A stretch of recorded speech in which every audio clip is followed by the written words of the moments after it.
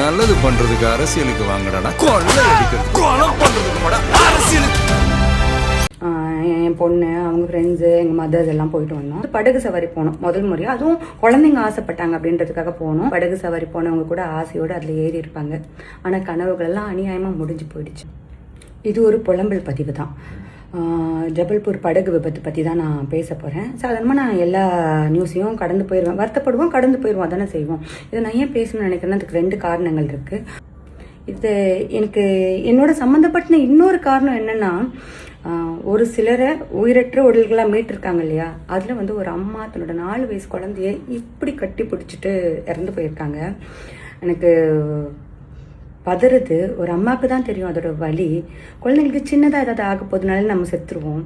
அந்த அம்மா தன்னோட குழந்தைய காப்பாற்றணும் கடைசி நிமிஷம் வரைக்கும் எவ்வளோ போராடி இருப்பாங்க அப்படின்றது அவங்க கை இருக்க பிடிச்சிருக்காங்களே. அது மத்திய பிரதேசத்தில் நடந்த படகு விபத்தில் இப்போ வரைக்கும் 9 பேர் இறந்து போயிருக்காங்க.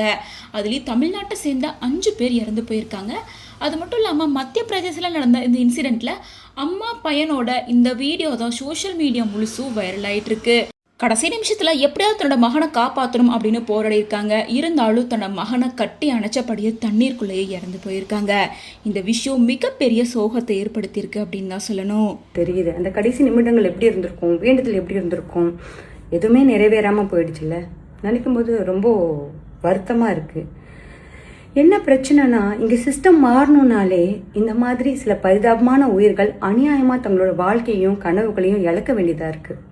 இது எப்போ மாறும்? எப்படி மாற்ற போகிறோம்? நம்மளால ஏதாவது பண்ண முடியுமா? நம்ம நியூஸை கடந்து போயிடுவோம், அடுத்த வேலையை பார்க்க போயிடுவோம். ஆனால் ஏதாவது ஒரு மாற்றத்தை ஏற்படுத்த முடியுமா அப்படின்னு கொஞ்சம் யோசிக்கலான்னு தோணுச்சு. நீங்களும் யோசிங்களேன்.